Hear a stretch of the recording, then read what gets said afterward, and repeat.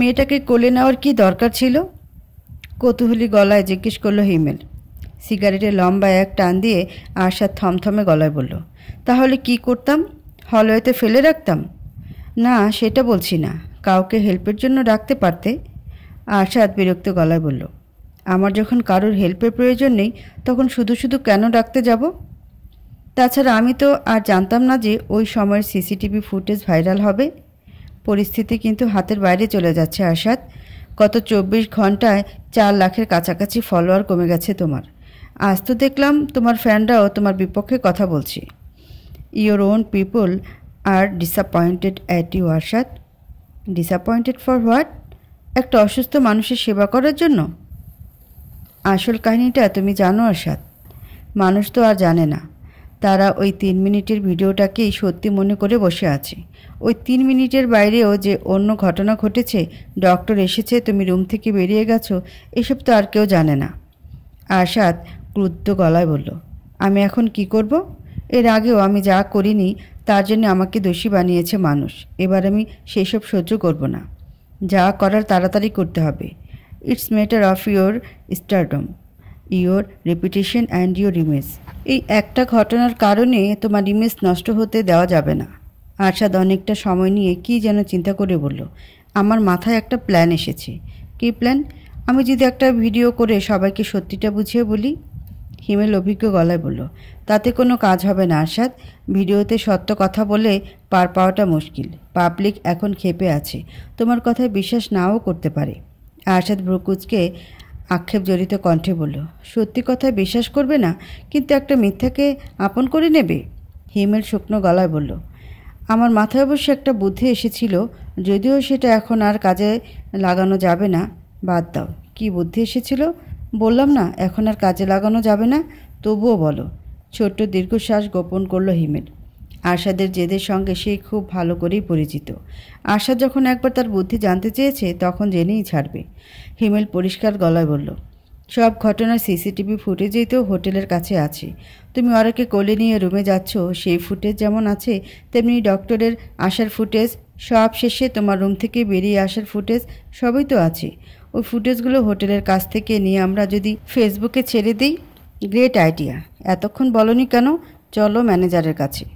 অতি উৎসাহ হয়ে উঠে দাঁড়ালো আরশাদ। অবশেষে একটা সমাধান পাওয়া গেছে। এই এক ভাইরাল ভিডিওর কারণে তার মাথায় সূক্ষ্ম ব্যথা শুরু হয়েছে কাল রাত থেকে। একটা স্থির সমাধানে না আসা পর্যন্ত যে ব্যথা যাবে না। হিমেলের বুদ্ধিটা শোনার পর মুহূর্তেই মাথা ব্যথাটা একটু একটু করে কমতে শুরু করেছে।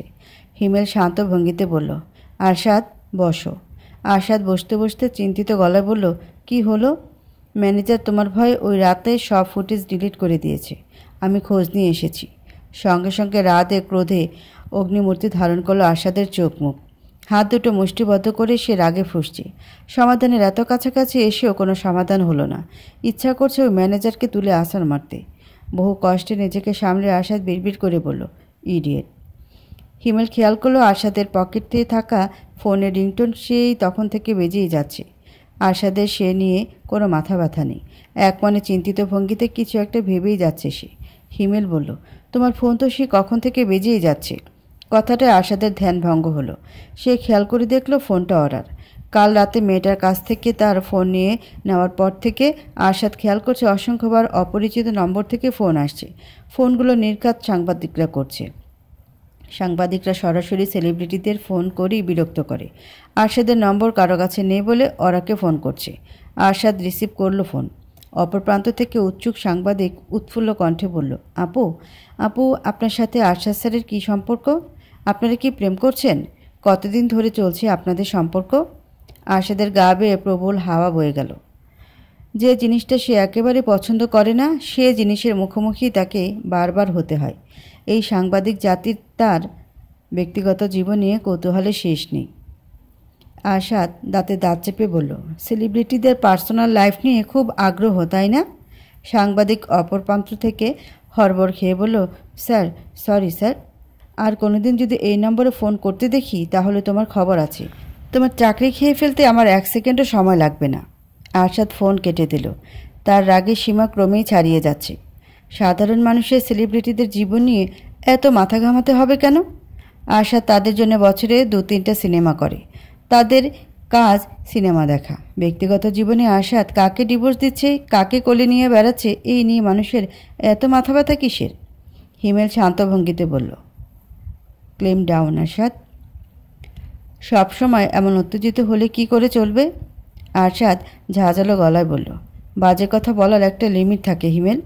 এই জন্যই আমি সাংবাদিকদের সহ্য করতে পারি না। নিজেদের মন গড়া কথাগুলো এরা সত্যি মনে করে। হিমেল প্রসঙ্গ পাল্টানোর উদ্দেশ্যে বলল, ওরা ঠিক আছে? না, একেবারেই না। আমার দেখা সব থেকে স্ট্রং মেয়ে ওরা। আর সে কিনা কিছু মানুষের মন গড়া গল্পের কারণে ঘরে বসে মুখ লুকিয়ে কাঁদছে। কোনো মানে হয়? তুমি তো কমেন্ট পড়ো না। সবাই ওরাকেই বেশি টার্গেট করছে, বিশেষ করে তোমার ফ্যানরা। মানুষের ধারণা ওরা তোমার সামনে অজ্ঞান হওয়ার অভিনয় করেছে, যাতে তুমি ওকে নিজের রুমে নিয়ে যাও। আরশাদ বিরক্ত গলায় বলল, রিডিকিউলাস। হিমেল বিজ্ঞ গলায় বলল, তোমার ইমেজ সেভ করতে হবে আরশাদ।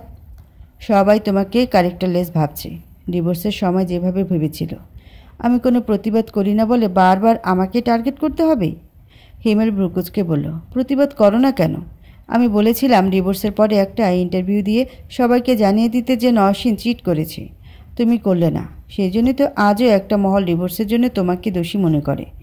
আশা তাচ্ছিলের হাসি হেসে বলল, কারণ আমি আমার মেয়ে ডিপ্রেশনের কারণ হতে চাই না। কথা যখন বড় হয়ে ওই ইন্টারভিউ দেখতো, আমার কারণে নিজের মাকে ঘৃণা করা শুরু করতো, মনে করতো ওর জীবনটা আমি শেষ করে দিয়েছি। মানলাম, কিন্তু এবার হাত কেটে বসে থাকা যাবে না। তো কি করব আমি? বুদ্ধি দাও। অনেকটা সময় হিমেল চিন্তা করে বলল, একটা বুদ্ধি অবশ্য আছে। কি বুদ্ধি? হিমেল চুপ করে রইল। বারবার সে কিছু একটা বলতে চাইছে, কিন্তু বলতে পারছে না। আরশাদ বিরক্ত ভঙ্গিতে বলল, কি হলো বলো?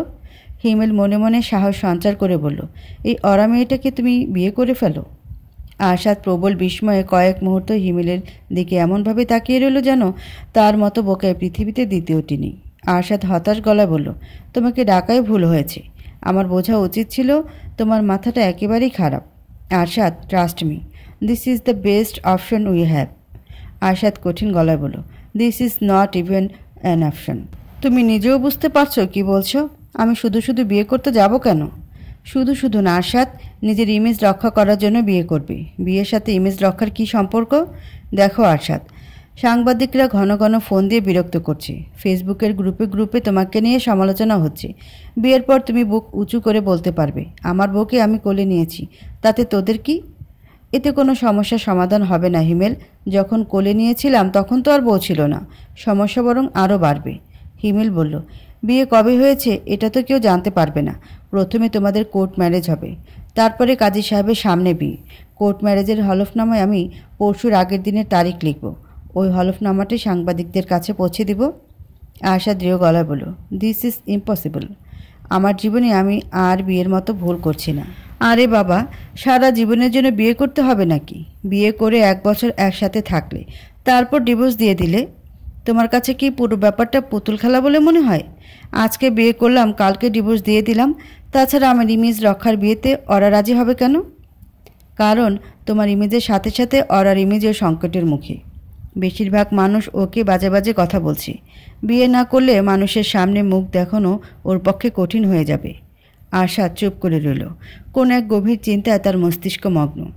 হিমেল উঠে দাঁড়াতে দাঁড়াতে বলল, আমি আমার রুমে গিয়ে রেস্ট নিচ্ছি, তুমি বিষয়টা ভেবে দেখো। গভীর চিন্তা পড়ে গেল আরশাদ। হিমেল অত্যন্ত বুদ্ধিমান একটা মানুষ। সে শুধু শুধু বিয়ের মতো এত বড় একটা সিদ্ধান্ত নিতে বলবে না। প্রকৃত পরিস্থিতিটা কেমন আরশাদ জানে না। আরশাদ বুঝতে পারছে মানুষ তাকে নিয়ে বাজে মন্তব্য করছে, তবে সেই বাজে মন্তব্যের গভীরতা কতটুকু? পকেট থেকে নিজের ফোনটা বের করলো আরশাদ। তাকে নিজে ওই কমেন্টগুলো পড়ে দেখতে হবে। সে ফেসবুকে অযথা ঘোরাঘুরি করে না, অনেক বছর হলো। তার পেজ থেকে যে পোস্টগুলো করা হয় সেগুলো সবই অর্ডার করা। নিউজ ফিডের প্রথম ভিডিওটা তার এবং অর্ডার সিসিটিভি ফুটেজ কোনো এক পেজের পোস্ট করা। দ্বিতীয় ভিডিওটা একই, তবে এটার সঙ্গে নিউজ আকারে কিছু কথাও জুড়ে দেওয়া হয়েছে। আমাদের দেশে তো আবার ফেসবুকেও সাংবাদিকের অভাব নেই। আরশাদ অবাক হয়ে দেখলেও নিউজ ফিডে যতদূর পর্যন্ত চোখ যায় ততদূর পর্যন্ত এই একই ভিডিও ঘুরে বেড়াচ্ছে। একটা পোস্টের কমেন্ট সেকশনে ঢুকে পড়ল আরশাদ। শ্রেয়া কবি লিখেছে, আরশাদের মতো চরিত্রহীন নায়ককে বয়কট করা উচিত। তাচ্ছিলের হাসি হাসল আরশাদ। তাকে বয়কট করা মানে আস্ত ইন্ডাস্ট্রিকে বয়কট করা। এই ব্যাপারটা তাকে যারা পছন্দ করে না তারাও জানে। তবুও যে কী করে মানুষ এইসব লেখার সাহস পায়। আহসান হোসেন নামেন একজন কমেন্ট করেছে, আশা তো দেখি আলোর থেকেও দ্রুত গতিতে নিজের জীবনে নারী বদলায়। রাজ্যহীন রাজা নামের আইডি থেকে কমেন্ট করা হয়েছে, ছি ছি ছি, শেষ পর্যন্ত ম্যানেজারের সাথে প্রেম। আরশাদের লজ্জা হওয়া উচিত। নওশিনকে তাড়িয়ে দিয়ে এই মেয়েটার সাথে রাত কাটাচ্ছে। সানিয়া রহমান লিখেছে, এই মেয়েটাই তাহলে ওদের সুখের সংসারে আগুন লাগিয়েছে। নওশিন আর ছোট্ট মেয়েটার জন্য খারাপ লাগছে। আরশাদের মতো স্বামী যেন কারো কপালে না জোটে। এত সুন্দর সংসার ফেলে ম্যানেজারের সাথে প্রেম করে, ছি। আরশাদ একটা একটা করে কমেন্ট পড়ছে আর একটু একটু করে চোয়াল শক্ত হয়ে উঠছে, হাত মুষ্টিবদ্ধ হয়ে আসছে, চোখ দুটো দিয়ে যেন অগ্নি দৃষ্টি ঝরছে। ওই চোখ দুটো যার দিকে তাকাবে সে যেন পুরে ছাই হয়ে যাবে। আবারও পড়তে শুরু করলো আরশাদ। লাবিব ইসলাম লিখেছে, মিডিয়ার লোকজন অবৈধ সম্পর্ক এত প্রচার করে কেন কে জানে। বিয়ে করতে ইচ্ছে না করলে প্রেমিকাকে লুকায়ে রাখো, সবার সামনে এইসব তামাশা করার কি দরকার। রিফাত মজুমদার এই কমেন্টে রিপ্লাই দিয়ে লিখেছে, আরশাদের মতো মানুষ কোনো মেয়েকে বিয়ে করবে না, ইউজ করে ফেলে দিবে। নওশিন এইসব সহ্য করতে পারে না বলেই তো চলে গেছে। হাত থেকে ফোনটা ছুঁড়ে ফেলে দিল আরশাদ। রাগে তার সমস্ত শরীর জ্বলে যাচ্ছে। ইচ্ছা করছে সমগ্র পৃথিবীটাকে পুড়িয়ে ফেলতে। না, একটু ভুল বলা হলো। তার ইচ্ছা করছে এই সব মানুষের মস্তিষ্ক জ্বালিয়ে দিতে। মিথ্যা অপবাদ এই জীবনে বহুবার মুখ বুজে সহ্য করেছে আরশাদ। একটা বারও কোনো প্রকার প্রতিবাদ করেনি। তবে এবার অনেক হয়েছে। আরশাদ এমন কিছু একটা করবে যাতে সবার মুখ বন্ধ হয়ে যায়। মেঝের দিকে দৃষ্টি আটকে আছে অরার। গতকাল থেকে আজ পর্যন্ত তার চোখ দুটো বেয়ে জল গড়িয়ে পড়া এক মুহূর্তের জন্যও থামেনি। বারবার চোখের সামনে ভেসে আসছে ওই মন্তব্যগুলো। ঘর থেকে বের হতে তার ভয় লাগছিল। মনে হচ্ছিল যেন ঘর থেকে বের হলেই সবাই তাকে ঘিরে ধরবে, মুখের সামনে এক এক করে বলতে শুরু করবে ওই বাজে কথাগুলো। তবুও একরাশ সাহস সঞ্চার করে ঘর থেকে বেরিয়ে এখানে এসেছে ওরা। ঘর থেকে এখানে আসা পর্যন্ত বহু মানুষ তার দিকে ঘাড় ঘুরিয়ে অদ্ভুত দৃষ্টিতে তাকিয়েছে। ওই দৃষ্টিগুলো এড়িয়ে চলার কোনো উপায় থাকলে আসলেই ভালো হতো। ওরার ইচ্ছা করছে এই পৃথিবী থেকে হারিয়ে যেতে, মাটির কয়েক ফুট গভীরে ঢুকে লুকিয়ে পড়তে। আসলে যদি সম্ভব হতো সেটা। হোটেলের এই ছাদটাতে প্রকৃতির মাঝে আড্ডা দেওয়ার দারুণ ব্যবস্থা রয়েছে। ওরা বসে রয়েছে একটা দোলনার ওপরে। তার মুখোমুখি চেয়ারে বসে আরশাদ। দুজনের চোখে মুখে বিচিত্র চিন্তারা খেলে বেড়াচ্ছে। যে অনাকাঙ্ক্ষিত ঝামেলা তারা দুজনে পড়েছে তা থেকে নিস্তার পাওয়ার উপায় কি ওই একটাই? এমনিতেই ওরার মাঝে অস্বস্তির শেষ নেই। তার উপরে আবার এই নীরবতা যেন অস্বস্তি কয়েক গুণ বাড়িয়ে দিচ্ছে। ওরা তার নীরবতা ভঙ্গ করে বলল, স্যার। চিন্তার জগৎ থেকে বেরিয়ে এসে আরশাদ অস্পষ্ট গলায় বলল, ওরা মনে মনে সাহস সঞ্চয় করে বলল, আমি সেদিন ইচ্ছা করে সেন্সলেস হয়ে পড়িনি। কেউ ইচ্ছা করে সেন্সলেস হতে পারে না। ওরা কম্পিত স্বরে বলল, সবাই তো বলছে আমি অভিনয় করেছি, কিন্তু আপনি বিশ্বাস করুন স্যার, আমি কোনো অভিনয় করিনি। আরশাদ তাকে আশ্বস্ত করে বলল, আমাকে এসব কথা বলতে হবে না ওরা। আমি জানি তুমি কতটা অসুস্থ ছিলে। সবাই তো আমাকেই খারাপ মনে করছে। সবাই বলছে আমার কারণেই নাকি। কথাটা শেষ করতে পারল না ওরা। তার মনে মনে সাজিয়ে রাখা কথাগুলো কেমন এলোমেলো হয়ে যাচ্ছে। তোমার কারণে কি? ওরা ভয়ে ভয়ে বলল, আমার কারণেই নাকি আপনার সংসার ভেঙেছে। আরশাদ দীর্ঘশ্বাস ফেলে বলল, তুমি জানো সত্যিটা কি ওরা? জানি স্যার, কিন্তু মানুষের এসব বাজে কথা আমার আর সহ্য হচ্ছে না। আমি যখন এখানে আসার জন্য ঘর থেকে বের হলাম তখনও সবাই ঘাড় ঘুরিয়ে ঘুরিয়ে আমাকে দেখছিল। নিশ্চয়ই মনে মনে ওরা আমাকে নিয়ে খারাপ কথা চিন্তা করছে। কথাটা বলতে বলতে আবারও চোখে জল এসে গেল ওরার। বিনা দোষে তাকে দিন রাত মানুষের কটাক্ষের সম্মুখীন হতে হচ্ছে। এমন জীবন তো সে চায়নি। সে তো চেয়েছিল নিতান্ত সাধারণ একটা জীবন। তবে কেন জীবনে কঠিন বাঁকে মোড় নিচ্ছে?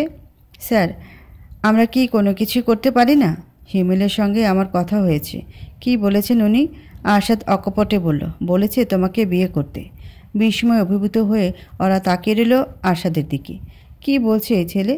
কথাটা কর্ণকুহরে প্রবেশ করার সঙ্গে সঙ্গে ওরা হৃদস্পন্দন এক লাফে বেড়ে গেল।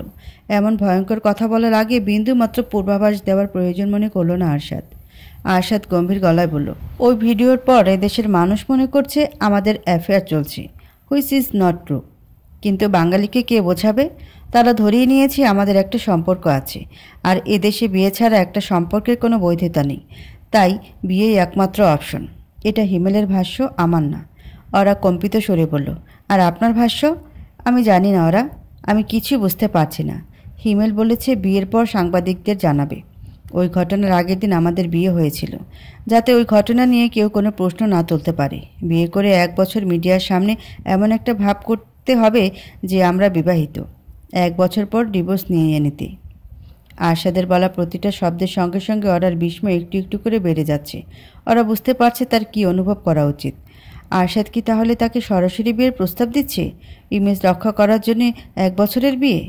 আমার কাছে একটা বিয়ের মূল্য অনেক বেশি। এভাবে চাপে পড়ে ইমেজ রক্ষা করার জন্য বিয়ে আমি সমর্থন করি না। আবার অন্যদিকে মনে হচ্ছে হিমেল ভুল কিছু বলেনি।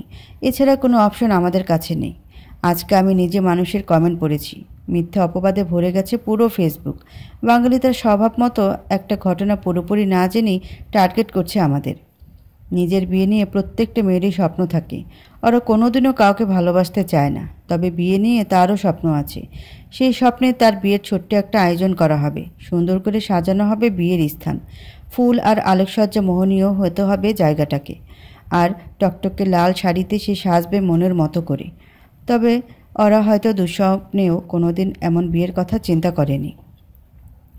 অনেকটা সময় চুপ করে থেকে ওরা বলল, আমি কি আমার ফোনটা পেতে পারি স্যার? ফোন ফিরে পেয়ে নিচে নেমে এলো ওরা। তার মস্তিষ্ক চিন্তা ভাবনা করার পর্যায়ে নেই। আরশাদের কথাগুলো এখনও তার কানে বেজে যাচ্ছে। সত্যি বলে মনে হচ্ছে না। মতামত নেওয়ার জন্যে ওরা তাই ফোন করলো সীমাকে। পুরো ঘটনা শুনে সীমা অপর প্রান্তে বিস্ময়ে খাবি খেয়ে উঠল। ওরা অসহায় গলায় বলল, আমি এখন কি করব সীমা? সীমা সঙ্গে সঙ্গে বলল, কি আবার করবি? হ্যাঁ বলে দে। ওরা অবাক গলায় বলল, রাজি হয়ে যাব? আরে গাধা মেয়ে, আশাদ নিজ থেকে তোকে বিয়ের প্রস্তাব দিচ্ছে। প্রস্তাবটা না দিলে কি হতো একবার ভেবে দেখ। আমি কিছু বুঝতে পারছি না, কিছু বুঝতে হবেও না। চুপচাপ হ্যাঁ বলে দে।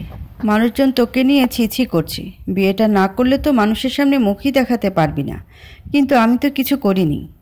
সীমা আক্ষেপ নিয়ে বলল, সেটা কেউ এখন আর বিশ্বাস করবে না। ওরা বাঙালি একবার যা বিশ্বাস করে তাতেই অনড় থাকে। আরশাদের উকিল যা বলছে তোদের ভালোর জন্যই বলছে। তাছাড়া বিয়ে করে তো আর তোকে বিবাহিত জীবনযাপন করতে হবে না। 1 বছর আরশাদের সঙ্গে এক বাড়িতে থাকবি, মানুষের সামনে এমন ভাব করবি যেন তোরা হ্যাপিলি ম্যারিড। 1 বছর পর তুই তো রাস্তায়, আরশাদের রাস্তায়। কিছুই বুঝতে পারছে না ওরা।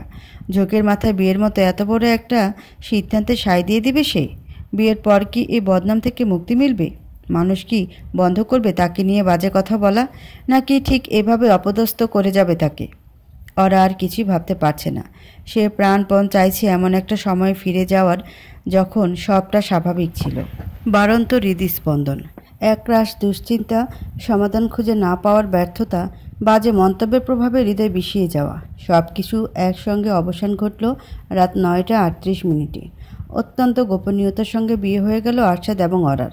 বিয়ের মতো জটিল বিষয়ে সায় দেওয়ার পেছনে দুজনেরই নিজস্ব কারণ রয়েছে। মানুষের অহেতুক বাজে মন্তব্য সাধারণত গায়ে মাখে না আরশাদ, তবে এবার যেন সবটা ধরাছোঁয়ার বাইরে চলে যাচ্ছে। আরশাদ তার ফলোয়ার হারাচ্ছে।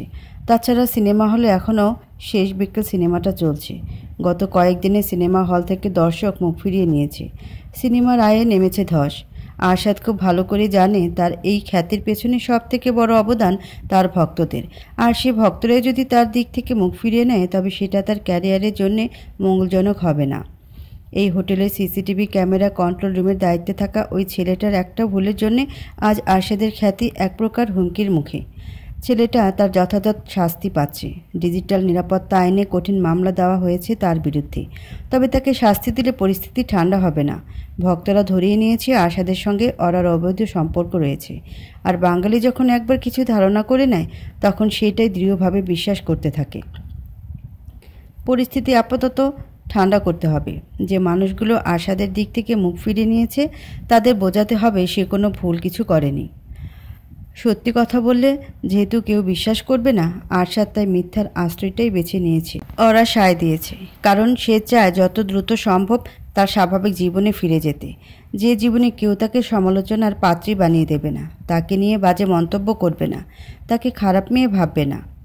বিয়ের পুরোটা সময়ে আরশাদের মনে হচ্ছিল কোনো সিনেমার শুটিং চলছে আর সে সিনেমায় অভিনয় করছে।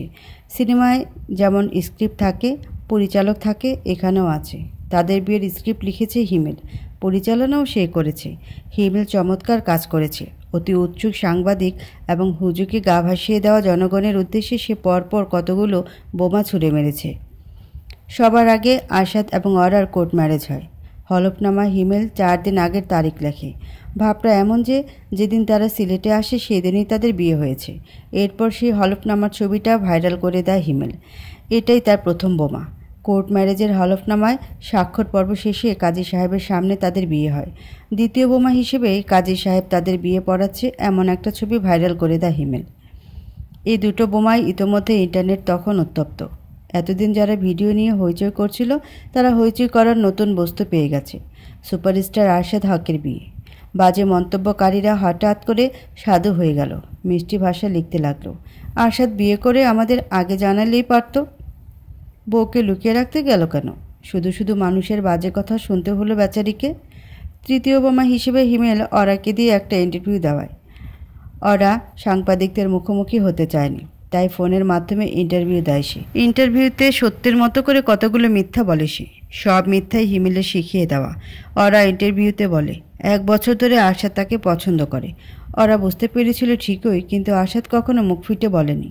4 দিন আগে সিলেটে এসে আরশাদ হঠাৎ তাকে বিয়ের প্রস্তাব দেয়। অরা এমন আকস্মিক প্রস্তাবে হকচকিয়ে গেলেও শেষমেশ রাজি হয়ে যায়। এই ছোট্ট সুন্দর ভালোবাসার গল্পটাও পাবলিক পছন্দ করেছে। যারা আজ সন্ধ্যা পর্যন্ত আরশাদকে চরিত্রহীন বলে আখ্যা দিচ্ছিল তারা এখন বলেছে আরশাদের মতো সোনার টুকরো ছেলে পৃথিবীতে দ্বিতীয়টি নেই।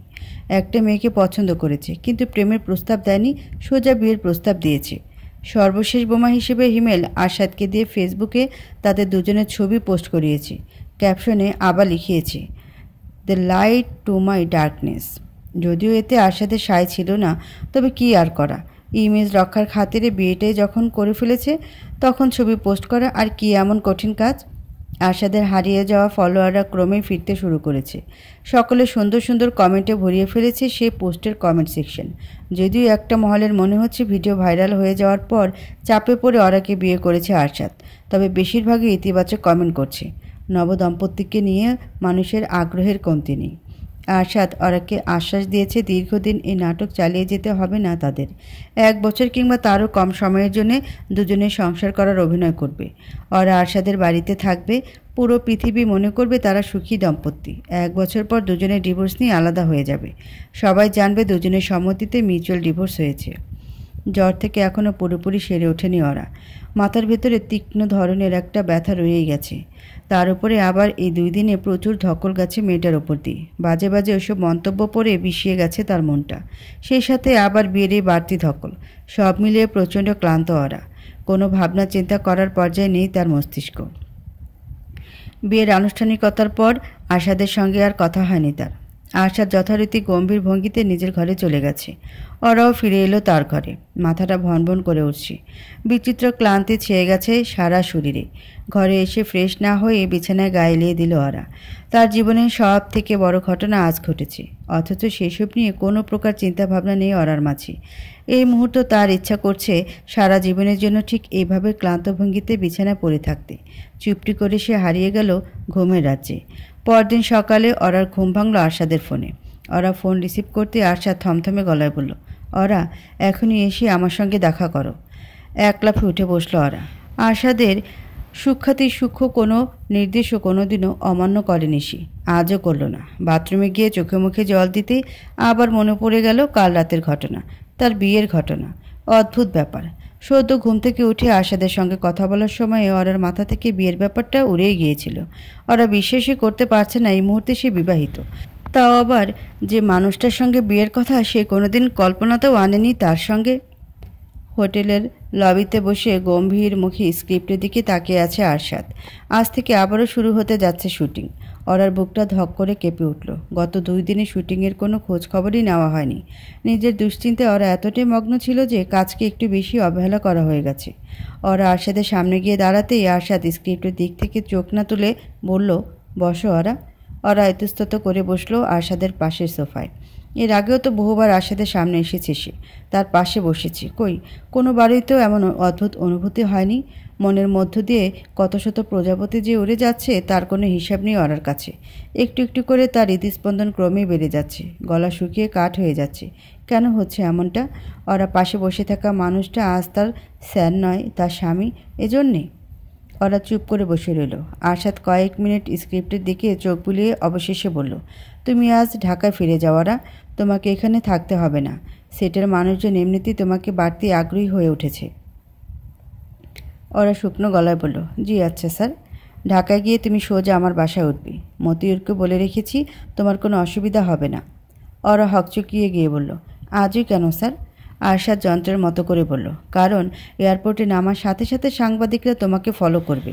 তুমি আমার বাসায় না গিয়ে নিজের বাসায় উঠলে এ নিয়ে আবার কথা উঠতে পারে।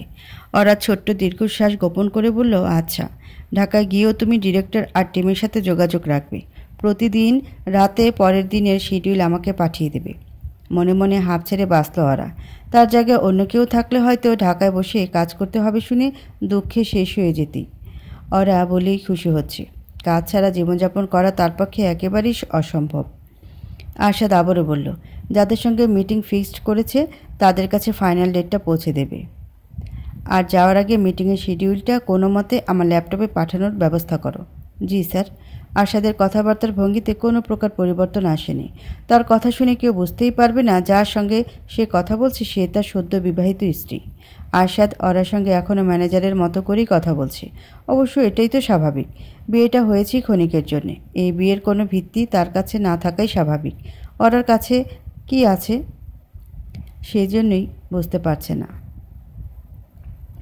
আরশাদের ধারণাই ঠিক হলো।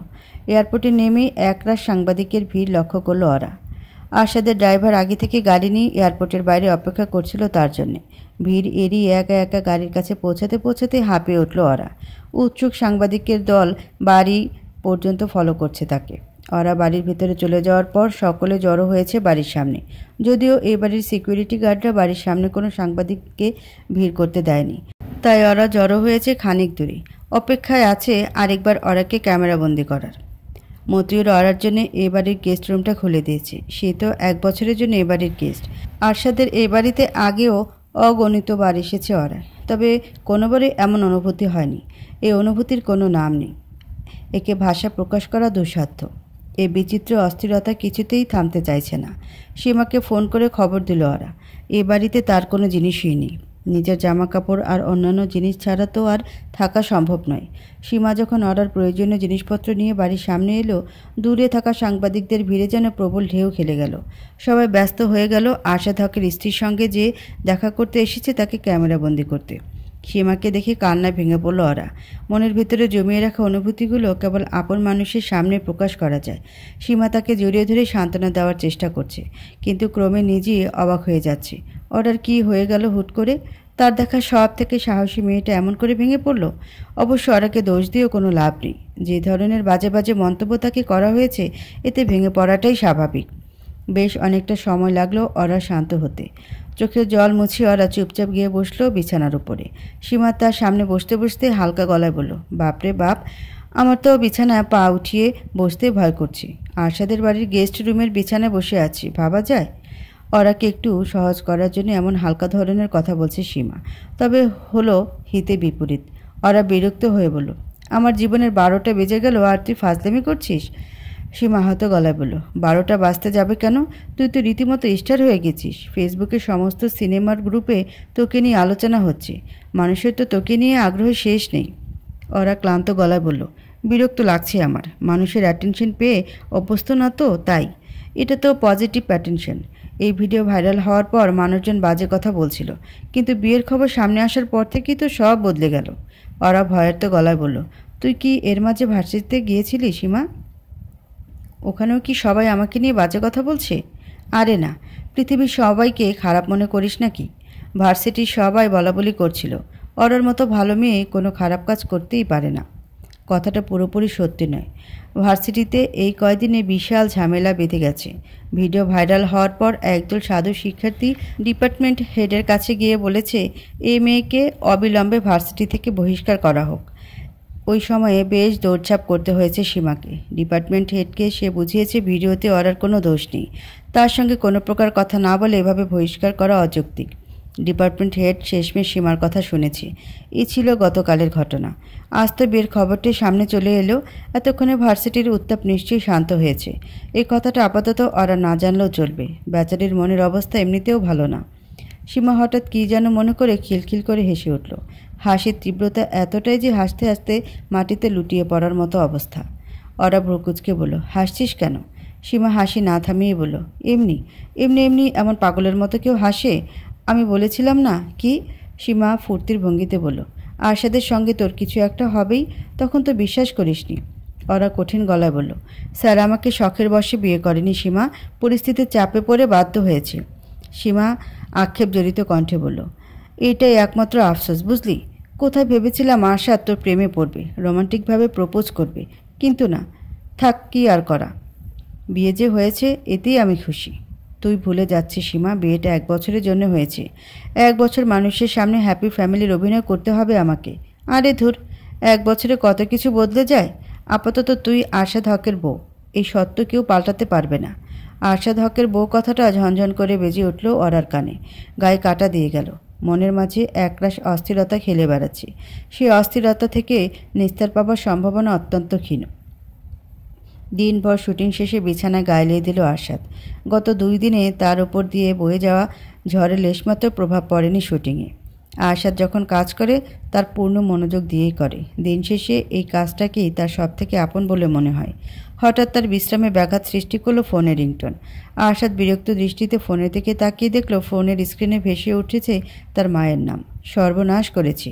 বিয়ের ব্যাপারটা নিশ্চয়ই এতক্ষণে তার কানে পৌঁছে গেছে। বিয়ের আগে মা বা আপাকে জানানো কোনো প্রয়োজন মনে করেনি আরশাদ। বিয়ে তো আর সত্যিকারের অর্থ হচ্ছে না, পরিস্থিতির চাপে পড়ে বিয়ে, এতে আবার জানানোর কি আছে? আরশাদ ফোন রিসিভ করে কিছু একটা বলতে যাবে, তার আগে সেলিনা হক অপর প্রান্ত থেকে উদ্গ্রীব গলায় বললেন, আরশাদ তুই ওরাকে বিয়ে করেছিস? আরশাদ ক্লান্ত গলায় বলল, কেন? আরশাদ হাই তুলতে তুলতে বলল, এমনি। সেলিনা হক ধমকে সুরে বললেন, এটা কী ধরনের উত্তর আরশাদ? ঠিক করে উত্তর দে। তুমি ঠিক করে প্রশ্ন করো, আমি তাহলে ঠিক করেই উত্তর দেব। কবে বিয়ে করেছিস তুই? 3-4 দিন হলো। যদিও বিয়েটা হয়েছে গত রাতে, তবে গণমাধ্যমে জানানো হয়েছে বিয়ে হয়েছে 4 দিন আগে। প্রকৃত সত্যিটা আপাতত মাকে জানালো না আরশাদ। সেলিনা হক ব্যথিত কণ্ঠে বললেন, আমি কি এতটাই পর হয়ে গেছি আরশাদ? বিয়ের আগে আমার অনুমতি নেওয়া তো দূরে থাক, একটাবার আমাকে জানানোর প্রয়োজন বোধ করলি না? আরশাদ আর কথা না বাড়িয়ে বলল, সরি মা, ভেবেছিলাম তুমি রাগ করবে তাই জানাইনি। আমি রাগ করব কেন, বরং আমি খুশি হয়েছি। আরশাদ অবাক গলায় বলল, খুশি হয়েছ? সেলিনা হক হাসি হাসি কণ্ঠে বললেন, হ্যাঁ, ওর মতো ভালো মেয়ে দুটো হয় না। আমি তো সেই কবে থেকে ওকে তোর জন্য পছন্দ করে রেখেছিলাম। তুই রাগ করবি দেখে কখনো বলিনি। তোরা নিজেরা বিয়ের ঝামেলা মিটিয়ে নিয়েছিস, ভালোই হয়েছে। দীর্ঘশ্বাস ফেলল আরশাদ। বিয়ে নিয়ে মায়ের এই আনন্দ তার মোটেও সহ্য হচ্ছে না।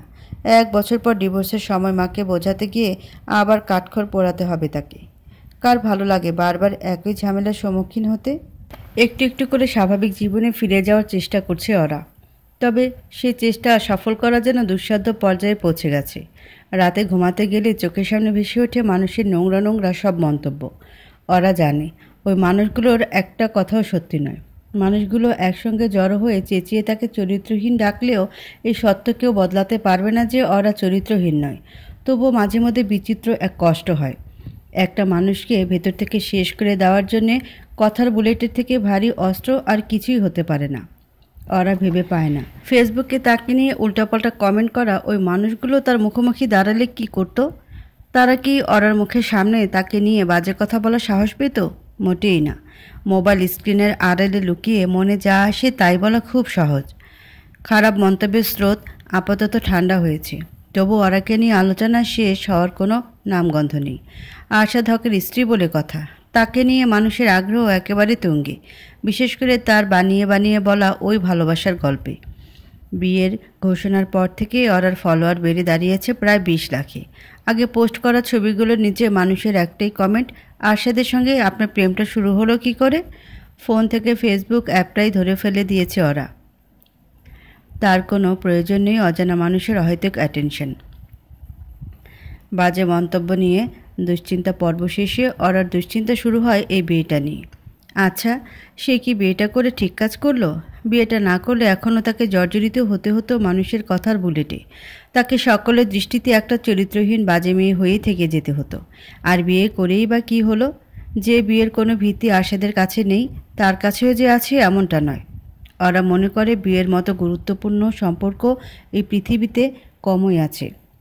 বিয়ের ওপর ভিত্তি করে গড়ে ওঠে দুটো মানুষের জীবন। মানুষ তাকেই বিয়ে করে যাকে সে জীবনের থেকে বেশি ভালোবাসে, আজীবন যাকে কাছে রাখতে চায়। ওর আর বারবার মনে হচ্ছে ইমেজ রক্ষার খাতিরে এই বিয়ে করে বিয়ে শব্দটাকে অপমান করেছে সে এবং আরশাদ। বিচিত্র এক অপরাধ বোধ ঘিরে ধরেছে তাকে। আরশাদের বাড়িটা একটু একটু করে আপন হতে শুরু করেছে ওরার কাছে। যদিও এর আগে কাজের খাতিরে বহুবার আসা হয়েছে এখানে, তবে তার বিচরণ বসার ঘর এবং স্টাডি রুম পর্যন্ত সীমাবদ্ধ ছিল। এখন এই পুরো বাড়িটাকে ঘুরে ঘুরে দেখার সুযোগ পাচ্ছে ওরা। এই বাড়ির 2 তলায় 4টা ঘর আর নিচতলায় 5টা। ওরা যে গেস্ট রুমে থাকছে সেটা নিচতলায়। ওপরে 4টি ঘরের সব থেকে বড় আর সুন্দর ঘরটা আশাদ থাকে। বাকি ঘরগুলোর একটাই তার বিশাল লাইব্রেরি। কোনো এক ইন্টারভিউতে আশাদ একবার বলেছিল একটা সময় তার প্রবল বই পড়ার শখ ছিল, তবে সেই শখের তীব্রতা যে এত ভয়াবহ তা কে জানত। লাইব্রেরির 4টি দেয়ালের 3টি জুড়েই প্রকাণ্ড লাইব্রেরি। দেশি বিদেশি এমন কোনো লেখক নেই যার বই নেই এখানে। তবে সমস্যা একটাই, বইগুলো সুন্দর করে সাজানো নেই। এক এক লেখকের এক এক বই এক এক তাকে ছড়িয়ে আছে। কোনো জায়গায় আবার বাংলা বইয়ের মধ্যে একটা ইংরেজি বই পড়ে আছে। বই পড়া যেমন আনন্দের, বইগুলো বিশেষ বিভাগ অনুযায়ী সাজিয়ে রাখা ঠিক ততটাই আনন্দের। আরশাদ দীর্ঘদিন এই লাইব্রেরিতে পা রাখে না বলেই হয়তো বইগুলো সাজানো নেই। ওরা ঠিক করে রেখেছে একদিন সময় সুযোগ করে সে নিজে বইগুলো সাজিয়ে রাখবে। এতে নিশ্চয়ই আরশাদ রাগ করবে না। লাইব্রেরির ঘরে খয়েরি রঙের বিশাল এক সোফা আছে। ওরা সন্ধ্যাবেলাটা আজকাল এখানেই কাটে। এক মগ কফি বানিয়ে একটা বই নিয়ে বসে পড়ে সে। সময়টা দারুণ কেটে যায়। বই পড়ার শখ তার মধ্যেও নেহায়েত কম নেই। তবে জীবনের করুণ পরিস্থিতি তাকে কখনো বই সংগ্রহ করে শখের বশে তা পড়তে দেয়নি। এখন যখন সুযোগ পেয়েই যাচ্ছে, কেন শুধু শুধু সেই সুযোগ হাতছাড়া করতে যাবে ওরা?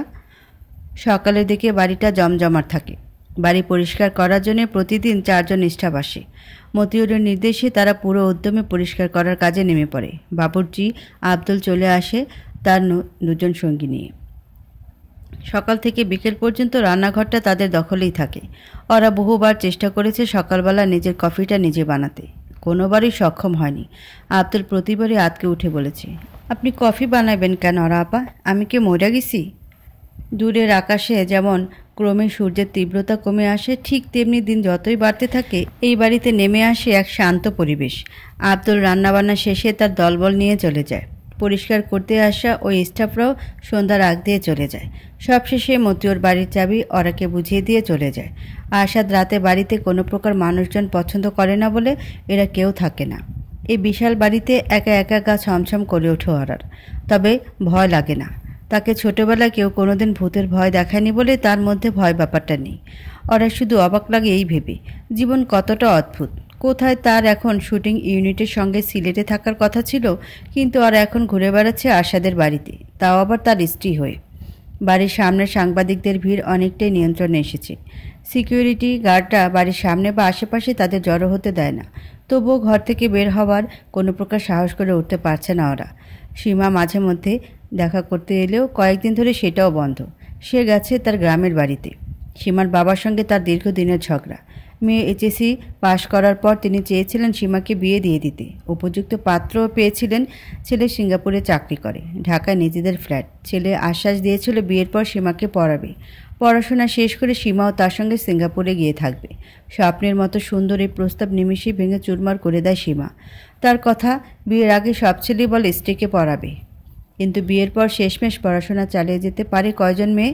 তার উপরে আবার সিঙ্গাপুরে গিয়ে থাকার বিষয়ে তার ঘোর আপত্তি। সে সিঙ্গাপুরে গিয়ে থাকতে যাবে কেন? এই গরিবের দেশে তার জন্ম হয়েছে, এখানেই মূল বিষয়। বিয়ের প্রস্তাব ফিরিয়ে দেওয়ার পর বাবা মেয়ের মাঝে বাঁধে ঘোর ঝগড়া। ঝগড়ার তীব্রতা এতটাই বেশি ছিল যে বাবা এক পর্যায়ে সীমাকে বলে দেন নিজের মরা মুখ দেখার অধিকার পর্যন্ত দেবেন না মেয়েকে।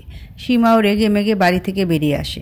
ঢাকায় এসে নিজেই নিজের থাকার ব্যবস্থা করে, ওরাকে খুঁজে পায়, ফ্রিল্যান্সিং করে নিজেকে প্রতিষ্ঠিত করে, নিজের পড়াশোনার খরচ নিজেই যোগায়। এতদিনে বাবা মেয়ের মধ্যকার পাথর গলতে শুরু করেছে। সীমা আগেকার মতো অভিমান নিয়ে বসে নেই। বাবা হঠাৎ অসুস্থ হয়ে পড়ায় তাই সে ছুটে চলে গেছে গ্রামের বাড়ি। পরিবারের সঙ্গে কারো এমন বন্ধন দেখলে খুব আনন্দ হয় ওর।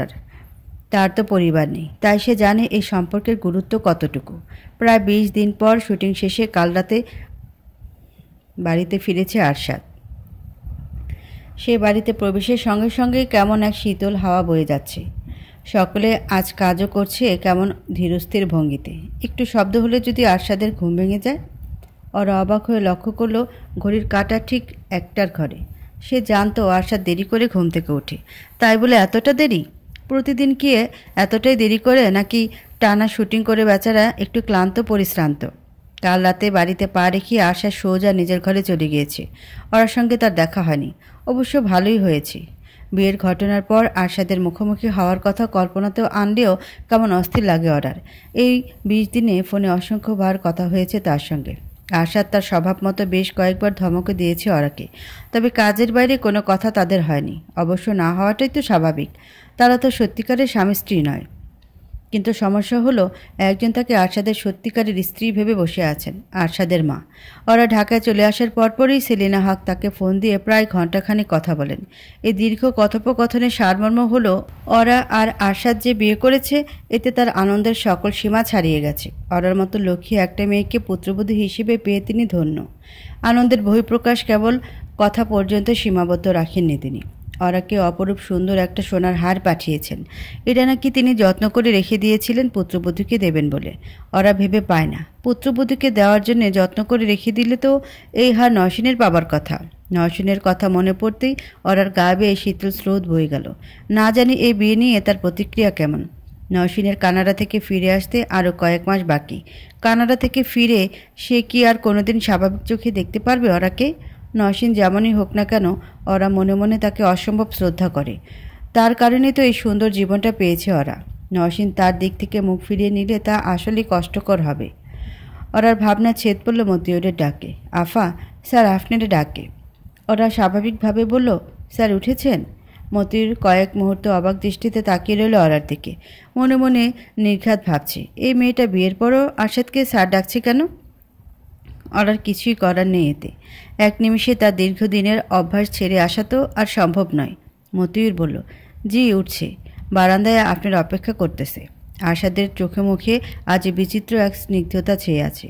টানা শুটিংয়ের ফলে ক্লান্তির কোনো ছাপই পড়েনি চেহারায়।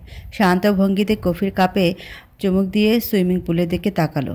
বারান্দার এই সুইমিং পুল নিয়ে কথার বাড়াবাড়ি শেষ নেই। প্রতিবার আরশাদের কাছে এসেই সবার আগে নামবে এই সুইমিং পুলে। কতদিন হয়ে গেল মেয়েটা দৃষ্টি সীমানার বাইরে, কবে সে ফিরে আসবে কথা? ওরা ইতস্তত ভঙ্গিতে বসে আছে আরশাদের মুখোমুখি। সেই কখন থেকে নীরবতা জালে নিজেকে জড়িয়ে রেখেছে আরশাদ। নীরবতা মাঝে মাঝে অসহনীয় পর্যায়ে চলে যেতে পারে। ওরা প্রাণপণ চাইছে আরশাদ মুখ খুলুক, কিছু একটা বলুক। ওরা সেই ইচ্ছা পূরণ করে আরশাদ বলল, ঠিক আছো তুমি? ওরা অস্পষ্ট গলায় বলল, জি স্যার। আরশাদ শান্ত গলায় বলল, এখানে কোনো সমস্যা হচ্ছে না তো? ওরা না সূচক মাথা নাড়ল। তার হৃদস্পন্দন ক্রমেই বেড়ে যাচ্ছে। এখন তো মনে হচ্ছে নীরবতা কি ভালো ছিল। আরশাদ মুখ খোলার সঙ্গে সঙ্গে কেমন এক অস্থিরতা খেলে যাচ্ছে তার মনে। কয়েক মুহূর্ত চুপ করে থেকে আরশাদ দীর্ঘশ্বাস ফেলে বলল, আই এম সরি। ওরা হতবাক গলায় বলল, আপনি কেন সরি বলছেন স্যার? আমার কারণেই তো তোমাকে এত বাজে কথা শুনতে হলো। না স্যার, আপনি তো আমার উপকারই করেছেন। ওই দিন আপনি ডক্টর ডেকে না আনলে সত্যি আমার খবর হয়ে যেত। আরশাদ গম্ভীর গলায় বলল, মানুষের বাজে কথায় মন খারাপ করবে না ওরা। কিছু মানুষের কাজ ওই ঘটনার আদি অন্ত না জেনে মনে যা আসে তাই বলা। আমি তো অভ্যস্ত। ওরা ভয়ে ভয়ে জিজ্ঞেস করলো, আপনার কষ্ট হয় না স্যার? আরশাদ তাচ্ছিলের হাসি এসে বলল, না, বরং এদের জন্য মায়া হয়। প্রকৃত সত্যিটা এরা কোনোদিনও জানতে পারবে না। মিথ্যার আশ্রয় নিতে নিজেদের পাপের পাল্লা ভারী করেছে। ওরা অবাক দৃষ্টিতে তাকিয়ে রইল আরশাদের দিকে। এই পৃথিবীতে আরশাদ যতটা আনন্দ পেয়েছে তার থেকে নেহায়েত কম কষ্ট পায়নি। এত কিছুর পর তবুও এতটা ইতিবাচক কী করে থাকতে পারে সে? আরশাদ পরিষ্কার গলায় বলল, চাকরি নিয়ে তোমাকে কোনো টেনশন করতে হবে না। তুমি আমার ম্যানেজারই থাকবে। আপাতত কয়েকটা মাস বাড়িতে থেকে কাজ করো। নিতান্ত প্রয়োজন ছাড়া আমার সাথে শুটিংয়ে যেতে হবে না। আর 1 বছর পরেও তুমি আমার ম্যানেজারই থাকবে। ওরা বিভ্রান্ত গলায় বলল, কিন্তু স্যার। অরার কথা শেষ হবার আগেই আশাদ বলল, নানা মানুষ নানা কথা বলবে, প্রশ্ন তুলবে, ডিভোর্সের পরেও একসাথে কাজ করছে কি করে? I don't care about them, neither should you. মানুষের কথা এড়িয়ে যাওয়া এখন থেকেই শিখে নাও, ভবিষ্যতে কাজে লাগবে। জি স্যার। এখানে নির্দ্বিধায় থাকো, আর কোনো সমস্যা হলে আমাকে জানাবে। বিভ্রান্ত দৃষ্টিতে মেঝের দিকে তাকিয়ে আছে ওরা। বিরাট ঝামেলা করে ফেলেছে সে। আরশাদের লাইব্রেরির সকল বই একসঙ্গে বুক সেলফ থেকে মেঝেতে নামিয়ে রেখেছে। ওরা প্রথমে ভেবেছিল বিষয়বস্তু অনুযায়ী বইগুলো সাজাবে। এই যেমন সায়েন্স ফিকশনের বইগুলো একদিকে, প্রেমের উপন্যাস একদিকে, মুক্তিযুদ্ধভিত্তিক বই একদিকে, ইংরেজি বইগুলো একদিকে। কিন্তু সমস্যা হলো ওরা জানে না কোন বইয়ের বিষয়বস্তু কী। বেশিরভাগ বইয়ের মলাটে তার ভেতরকার বিষয়বস্তু লেখা থাকে না। ওরা এখন চিন্তাভাবনা করছে লেখক অনুযায়ী বইগুলো সাজাবে। প্রত্যেক লেখকের বই আলাদা আলাদা করে তাকে থাকবে। কিন্তু এখানেও বেঁধেছে বিপত্তি। এই বিশাল ঘরের মেঝে জুড়ে ছড়িয়ে ছিটিয়ে আছে হাজারো বই। একজন লেখকের সবগুলো বই খুঁজে বের করে তা সাজিয়ে রাখতে রাখতেই অনেক সময় লেগে যাবে। তাতে অবশ্য কোনো সমস্যা নেই, হাতে প্রচুর সময় আছে। অলস সময়গুলো পার করার কোনো উপায় খুঁজে পাচ্ছে না বলেই ওরা এই বইগুলো নিয়ে বসেছে। কাজের মাঝে হঠাৎ ব্যাঘাত সৃষ্টি করলো ফোনের রিংটোন। এই ভর দুপুরে আবার কে ফোন করলো কে জানে। কাজের জন্য তাকে সব থেকে বেশি ফোন আরশাদই করে, তবে আজকাল আর তার প্রয়োজন হয় না। এক বাড়িতে থেকে আরশাদ চাইলেই ডেকে পাঠাতে পারে তাকে। ওরা বই ঘাটাঘাটি করে সোফায় গিয়ে বসলো। মোবাইল স্ক্রিনে ভেসে উঠেছে আশফিয়ার নাম। সর্বনাশ করেছি। বিয়ের ওই ঘটনার পর থেকে তার কোনো প্রকার কথা হয়নি আরশাদের আপার সঙ্গে। আশফিয়া নির্ঘাত প্রচণ্ড রেগে আছে। ওরা মনে মনে প্রস্তুতি নিল ফোন রিসিভ করতে প্রচণ্ড এক ধমক খাওয়ার। ওরা ফোন রিসিভ করে ভয়ে ভয়ে বলল, আপা ভালো আছেন? অপর প্রান্ত থেকে শোনা গেল আশফিয়ার কঠিন গলা, তুমি আমাকে আপা ডাকবে না, খবরদার ডাকবে না। ওরা হকচকিয়ে গিয়ে বলল, কেন আপা? কারণ মন থেকে আমাকে বোন বলে মনে করো না। এত বড় একটা কাণ্ড ঘটিয়ে ফেলে অথচ আমি কিছুই জানলাম না। ওরা জানতো এমন কিছুই হতে যাচ্ছে। ওরা ভেবে পায় না বিয়ের মতো এত গুরুত্বপূর্ণ একটা সিদ্ধান্ত নেওয়ার আগে আরশাদ কী করে পারল মা এবং আপার অনুমতি না নিয়ে। বিয়েটার কোনো ভিত্তি না হয় তার কাছে নেই, কিন্তু মানুষের কাছে তো আছে। মানুষ তো সত্যিকারের বিয়ে ভেবেই বসে আছে। ওরা ইতস্তত করে বলল, আপা আসলে। আশফিয়া গম্ভীর গলায় বলল, থাক, কিছু বলতে হবে না তোমাকে। আমি অবাক হয়ে যাচ্ছি। আমার আপন ভাইয়ের বিয়ের খবর নাকি আমাকে নিউজ থেকে জানতে হচ্ছে। ওরা চুপ করে রইল। মানুষ প্রচণ্ড রেগে গেলে তার সঙ্গে কোনো প্রকার কথা না যাওয়াই উত্তম। এত বছর আশাদের রাগের সঙ্গে যুদ্ধ করে অন্তত এতটুকু ওরা শিখেছে। আশফিয়া আবারও থমথমে গলায় বলল, আশাদ না হয় আস্ত একটা বেয়াদব, আমাকে জানানোর কোনো প্রয়োজন মনে করেনি। কিন্তু তুমি কি করলে ওরা? তুমি একটাবার আমাকে জানাতে পারলে না? তোমার কাছ থেকে অন্তত এতটুকু তো আশা করা যায়। ওরা অনুতপ্ত সরে বলল, সরি আপা, আমার ভুল হয়ে গেছে। হয়েছে হয়েছে, আর সরি বলে কি হবে? তুমি এখন কোথায়? আরশাদের বাড়িতে? জি। আরশাদ কোনো খারাপ ব্যবহার করছে না তো? জি না আপা। স্যার, কথাটা শেষ করতে গিয়েও করলো না ওরা। এমনিতেই আশফিয়া এতটা রেগে আছে, তার উপরে ওরার মুখে স্যার শব্দটা শুনে সে রাগের তীব্রতা না জানি কতটা বেড়ে যায়। কোনো খারাপ ব্যবহার করবেন কেন? করলে বলবে, ওপর থেকে নিচ পর্যন্ত ধুয়ে ফেলবো ওকে। সুপারস্টার আরশাদ হক, যার রাগে পুরো ইন্ডাস্ট্রি কেঁপে ওঠে, তাকে ওপর থেকে নিচ পর্যন্ত ধুয়ে ফেলার কথা বলছে আশফিয়া। বড় বোনেরা এমনই হয়, ভাইদের প্রতি তাদের ভালোবাসা ও রাগ এই দুটি প্রকাশের কোনো সীমারেখা থাকে না। আশফিয়া কণ্ঠস্বরে রাগে সেই রেশটা রেখেই বলল, আমি আরশাদকে বলেছি তোমাকে যেন কোনোদিন কোনো কষ্ট না দেয়। ও আমাকে কথা দিয়েছে, যদি কথার বরখেলাপ করে আমাকে জানাবে। জি আপা। আর শোনো ওরা, আমি দেশে ফিরছি। ওরা অবাক গলায় বলল, তাই নাকি? কবে? সেটা বলতে পারছি না, কিন্তু কাজ শেষ করে যত দ্রুত সম্ভব ফেরার চেষ্টা করব। তারপর আমি আর মা বড় করে তোমাদের নিয়ে আমাদের সিলেটের বাড়িতে একটা অনুষ্ঠান করব। ওরা চিন্তিত গলায় বলল, কিন্তু আপা, স্যার, মানে উনি তো রাজি হবেন না। আশফিয়া তেজি গলায় বলল, কোন ভালো জিনিসে রাজি হয় তোমার উনি? আরশাদ যদি আসতে না চায় না আসবে, ওকে কোনো দরকার নেই আমাদের। তুমি আসলেই হবে। তুমি আসবে, মা তার নতুন বউকে বরণ করে ঘরে তুলে নেবে, আত্মীয় স্বজনরা তোমাকে দেখবে। ওরা ছোট্ট দীর্ঘশ্বাস গোপন করে বলল, আচ্ছা ঠিক আছে। ওরা বেশ বুঝতে পারছে আরশাদের বিয়ে নিয়ে তার মা এবং আপা আনন্দে আত্মহারা। তারা তো ধারণা করে রেখেছিল আরশাদ এ জীবনে আর কোনোদিনই বিয়ে করবে না। তাদের সেই ধারণা ভুল প্রমাণ করে আরশাদ যে শেষমেশ বিয়ে করেছে এতেই তারা খুশি। তবে ওরা ভয়ে আছে এই বিয়ের সত্যতা জানার পর তাদের প্রতিক্রিয়া কী হবে। অরার মনে হচ্ছে বিরাট বড় ভুল হয়ে গেছে। এই দুজনের কাছ থেকে সত্য গোপন করা উচিত হয়নি। তারা দুজনে যে পরিস্থিতি চাপে পড়ে বিয়ে করতে বাধ্য হয়েছে এই সত্যিটা জানিয়ে দিলেই ভালো হতো। অরা শোনো। জি আপা। আমার ভাইটাকে দেখে রাখবে। আশফিয়ার কণ্ঠস্বর ক্রমেই নরম হতে শুরু করেছে। আগে সেই রাগটা আর লক্ষ্য করা যাচ্ছে না। আশফিয়া নরম সুরে বলল, তুমি তো জানোই আরশাদ কেমন পাগল। রেগে গেলে পৃথিবীর কোনো কিছু তোয়াক্কা করে না। তবে কি জানো তো, ওর মনটা অনেক বড়, তোমাকে সারা জীবন ভালো রাখবে। আরশাদকে যে কথা বলেছি তোমাকেও বললাম, ওকে কোনোদিন কষ্ট দেবে না। ছেলেটা এই জীবনে অনেক কষ্ট পেয়েছে। বিচিত্র এক হাওয়া বয়ে গেল অরার গা বেয়ে। এই জীবনে প্রতিটা পদে পদে আরশাদ কতটা কষ্ট পেয়েছে খুব ভালো করেই জানে ওরা। এও জানে একটা নতুন জীবন আরশাদের জন্য কতটা প্রয়োজনীয়। সে জীবনে কোনো আক্ষেপ থাকবে না, কষ্ট থাকবে না। সমাজ আশা করছে সেই নতুন জীবনটা একমাত্র ওরাই দিতে পারবে তাকে, কিন্তু প্রকৃতপক্ষে তা কি কোনোদিন সম্ভব? ওরা আবারও বসল বই নিয়ে, কিন্তু মনোযোগ কিছুতেই ফেরাতে পারছে না। তার মস্তিষ্ক ওই একটা কথাতেই আটকে আছে, ওকে কোনোদিন কষ্ট দেবে না। ছেলেটা এই জীবনে অনেক কষ্ট পেয়েছে। ওরা কে? আরশাদকে কষ্ট দেওয়ার বা কষ্ট না দেওয়ার কেউ না। সে তো কেবলই আরশাদের ম্যানেজার, যাকে সে পরিস্থিতির চাপে পড়ে 1 বছরের জন্য বিয়ে করতে বাধ্য হয়েছে। এই সহজ সত্যিটা তো সহজভাবে গ্রহণ করেছে, বরং সে তো চায় যত দ্রুত সম্ভব এই বিয়ে থেকে বেরিয়ে আসতে। তবুও কেন ওরা হৃদয়ের ছোট্ট একটা অংশ চাইছে আরশাদকে ওই নতুন জীবনটা দিতে? ওরা মনে মনে চিৎকার করে বলল, আমি পাগল হয়ে যাচ্ছি। এই বিয়েটার পর থেকে তার চিন্তা চেতনা স্বাভাবিক পর্যায়ে নেই। তার চিন্তার জগতের প্রায় সবটা জুড়ে আজকাল কেবল আরশাদেরই বিচরণ। এমনটা হওয়ার কোনো কারণ তো নেই। সে তো দেশের অসংখ্য মেয়ের মতো আরশাদের প্রেমে হাবুডুবু খাচ্ছে না। তাহলে কেন হচ্ছে এমনটা? এসব কি ওরা? আরশাদের কণ্ঠস্বর কর্ণকুহরে প্রবেশ করতেই আতকে উঠল ওরা। আতকে ওঠার কোনো কারণ তো নেই। এটা আরশাদের বাড়ি, আরশাদের লাইব্রেরি। তার যখন যেখানে খুশি ঘুরে বেড়াতে পারে। আরশাদ নিয়ে চিন্তার এতটাই মগ্ন হয়ে পড়েছিল ওরা যে আচমকা চোখের সামনে তাকে দেখি রীতিমতো চমকে উঠেছে। মনে মনে আবারও বলল ওরা, আমি পাগল হয়ে যাচ্ছি। আরশাদ মেঝেতে ছড়িয়ে ছিটিয়ে পড়ে থাকা বইগুলোর দিকে তাকিয়ে অবাক গলায় বলল, বইগুলো সব নামিয়েছ কেন? শুকনো ঢোক গিল ওরা। বিশাল ভুল হয়ে গেছে। লাইব্রেরির বইগুলো গোছাতে আসার আগে একবার আরশাদের অনুমতি নিলে ভালো হতো। বইগুলো নিয়ে ঘাটাঘাটি করতে দেখে এবার নির্ঘাত রেগে যাবে আরশাদ।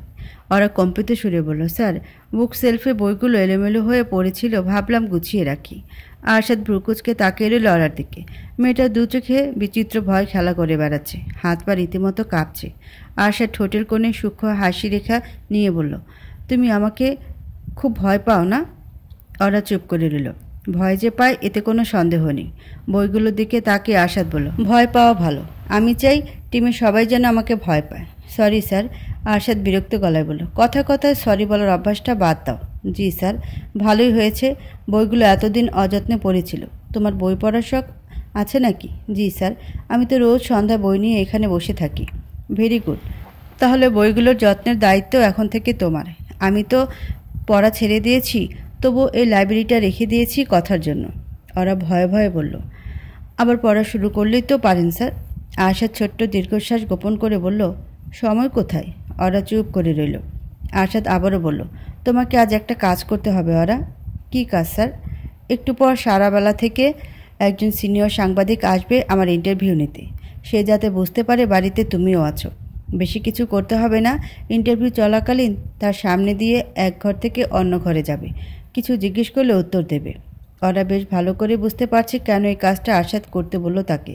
সাংবাদিক বাড়িতে এসে ওরাকে দেখতে না পারলে নতুন করে আবার কথা উঠবে। প্রশ্ন উঠতে পারে নতুন বিয়ের পরও কেন একসঙ্গে থাকছে না আরশাদ এবং ওরা?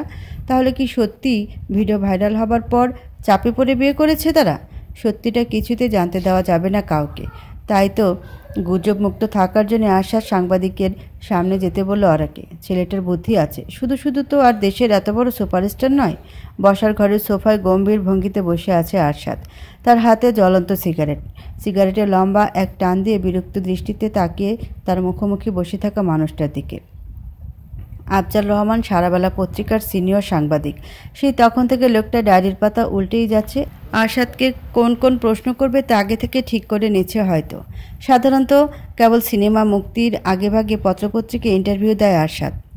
সাংবাদিকদের মুখোমুখি হওয়াটা তার জন্যে স্বাচ্ছন্দ্যের কোনো বিষয় নয়। তবে আজকের ইন্টারভিউতে রাজি হওয়ার পেছনের যুক্তি হলো কাজ নিয়ে কথা বলা। ভিডিও ভাইরাল ও বিয়ের পর মিডিয়ার সামনে আসেনি আরশাদ। দর্শক এখনও ওই দুটো ঘটনা ভুলতে পারছে না। এখনও মানুষ নিজ দায়িত্বে বিয়ে নিয়ে নিজেদের মত প্রকাশ করছে। আরশাদ চায় না দর্শক তার ব্যক্তিগত জীবন নিয়ে মেতে থাকুক। দর্শক তাকে কাজের মাধ্যমে চিনেছে, কাজের মাধ্যমে ভালোবেসেছে।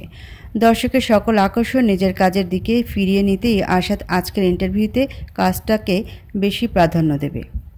আফজাল মোবাইল ফোনের ভয়েস রেকর্ডার অন করে টেবিলের উপর রাখতে রাখতে বলল, শুরু করি আরশাদ ভাই।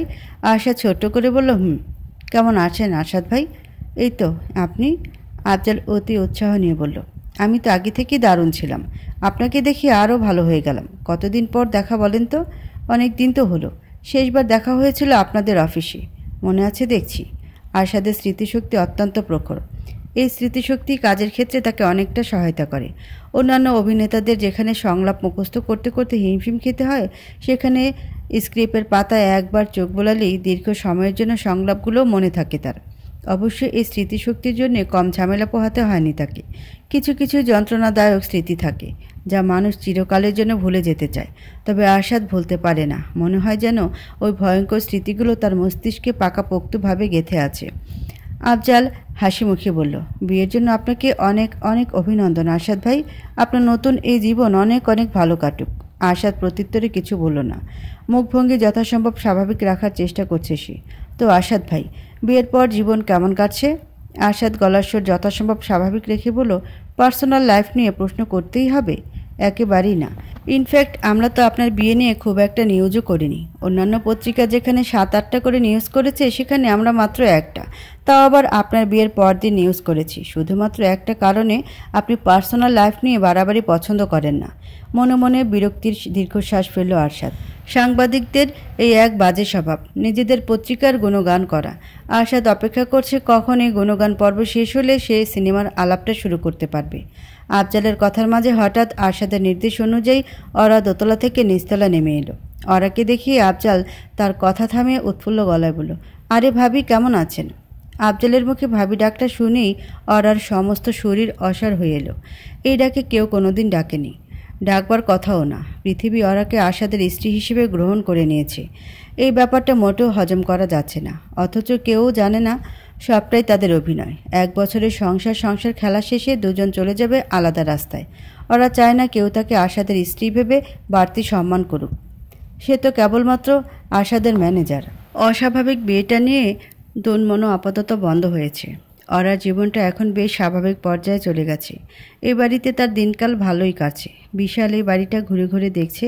কোথাও কোনো অসামঞ্জস্য চোখে পড়লে নিজের মতো করে ঘর সাজাচ্ছে। আব্দুলের কাছে রোজ নতুন নতুন রান্না শিখছে। তার থেকে আশ্চর্যজনক বিষয়, সময় সুযোগ পেলে আরশাদের সঙ্গে কথা হচ্ছে। ব্যক্তি আরশাদকে অরা চেনে 4 বছরেরও অধিক সময় জুড়ে। তবে এখন মনে হচ্ছে তাকে চেনার আরও অনেক কিছু বাকি আছে। আরশাদ তার মধ্যে বিচিত্র একটা জগৎ লুকিয়ে রাখে, যে জগৎটাকে সে সাধারণত মানুষের আড়ালেই রাখে। তবে এক বাড়িতে থেকে সে জগতের কিছুটা আভাস হলেও পায় ওরা। কাজের বাড়ি আরশাদের মুখে কোনো কথা শুনে অভ্যস্ত নয় ওরা। সে তো ধারণাই করে নিয়েছিল আরশাদ নিতান্ত রোবট প্রকৃতির। তবে সেই ধারণা মোটেও সত্যি নয়। আরশাদও মন খুলে কথা বলতে পারে, গল্প করতে পারে।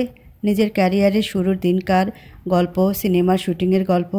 শুধু যে নিজের গল্প করে তা নয়, আরশাদ চারপাশে জগৎ সম্পর্কে অগাধ জ্ঞান রাখে। তার সঙ্গে কথা বলে কত কিছু যে শেখা যায়। সূর্য ঢলে পড়ছে পশ্চিম আকাশে, অস্ত যাওয়ার অপেক্ষা। ভালো থেকে অন্ধকারে যাওয়ার এই সময়টা বিচিত্র এক হতাশায় জড়িয়ে থাকে। মন কেমন অবশ হয়ে ওঠে, অনুভূতিগুলো ঠিকঠাক কাজ করে না। মনে হয় যেন সময়টা কোনো মতে পার করে দেওয়াটাই কষ্টের। ছাদে হাঁটাহাঁটি করছে ওরা। লাইব্রেরির পাশাপাশি আজকাল তার এই বাড়ির ছাদে সময় কাটাতে ভালো লাগে। ঘরে আবদ্ধ থেকে দম বন্ধ হয়ে আসলে ওরা ছুটে আসে এখানে। ছাদে আগে থেকেই দেশি বিদেশি ফুলের বহু গাছ ছিল।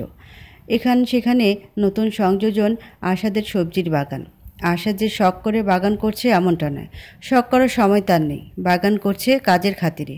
পরবর্তী সিনেমায় তার চরিত্রটা একটু পাগলাটে প্রকৃতির। তার বিশাল অর্গানিক গার্ডেন আছে, সে দিন রাত বাড়িতে পড়ে থাকে, বাগান করে।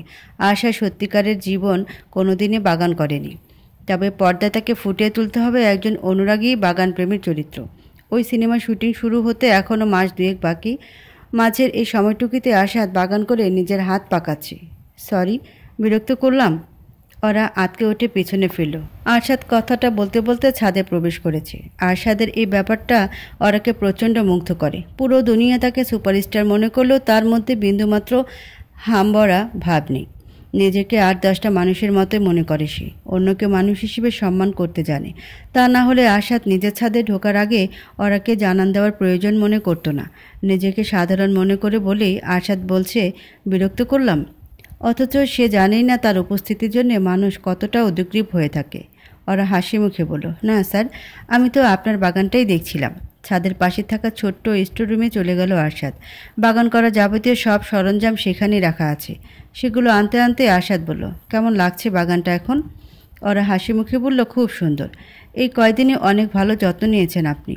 আরশাদ প্লাস্টিকের গ্লাভস হাতে পড়তে পড়তে খানিক ক্লান্ত সুরে বলল, ক্যারেক্টারের জন্য কত কিছু যে করতে হয়। ওরা মন দিয়ে দেখতে লাগলো আরশাদের বাগান করার দৃশ্য। প্রথমে সে স্প্রে নিয়ে সবগুলো গাছের গায়ে পানি দিল। এরপর একটা কাঁচি দিয়ে পেকে যাওয়া পাতাগুলো কেটে ফেলতে ব্যস্ত হয়ে পড়ল। সবশেষে ছাঁটাইয়ের জন্য ব্যবহৃত বিশেষ এক ধরনের কাঁচি একটা গাছের আগাছাগুলো ছাঁটাই করছে। ওরা কৌতূহলী গলায় জিজ্ঞেস করলো, এটা কি গাছ স্যার? আমি নিজেও জানি না। প্রোডাকশন থেকে গাছ দিয়ে গেছে আর আমি গার্ডেনিং করছি। ফল আসার পরে বোঝা যাবে কী গাছ। আমার ধারণা এটা বেগুন গাছ। আরশাদ কিছুটা অবাক গলায় বলল, তুমি গাছগাছালিও চেনো? একটু আধটু চিনি। ছোটোবেলাটা তো বনে বাজারে ঘুরে ঘুরে কাটিয়েছি। আমাদের বাড়ির খানিক পেছনে কয়েকটা বেগুন গাছ ছিল। ছোট ছোট বেগুন ফুটে থাকতো আর আমি গিয়ে তুলে আনতাম। আর মা সেগুলোর ভর্তা করতো। তুমি পারো বেগুন ভর্তা করতে? জি স্যার, পারি। ঠিক আছে, এটা যদি সত্যি বেগুন গাছ হয় তাহলে গাছের বেগুনগুলোর ভর্তা তুমি করবে। ওরা হাসি মুখে ঘাড় কাত করে সায় জানালো। একটু একটু করে সে যেন এই বাড়ির সদস্য হয়ে উঠছে। যদিও সে 1 বছরের জন্য এ বাড়ির অতিথি, তবুও আরশাদ তাকে অতিথির মতো দেখে না। আরশাদের কথায় বা আচরণে ওরার মনে হয় যেন সে নিজের বাড়িতেই আছে। আচ্ছা স্যার, একটা প্রশ্ন করব? আরশাদ ভ্রুকুচকে বলল, প্রশ্ন করার আগে প্রশ্ন করার দরকার কি?